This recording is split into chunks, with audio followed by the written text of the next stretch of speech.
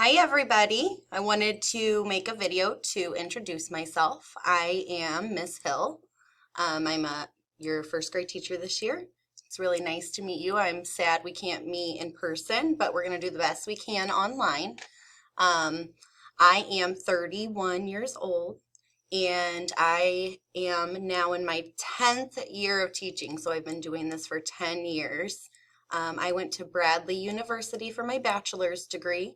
And then I have two master's degrees. So one is in special education, and then the other one is in learning and technology. And I have taught fourth grade for 1 year, and I was an interventionist for 1 year. And the rest of my years, I've been in first grade. I love first grade, it's my favorite year. Um, I have no kids of my own. My students are my kids, and then I do have three Chihuahuas. So those are kind of like my kids too. A fun fact about me. I would love to learn more about you. So if you are able to make a video and to post it on here for me, I would love to get to know more about you.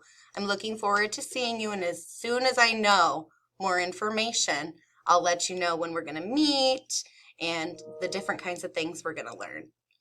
Have a good day.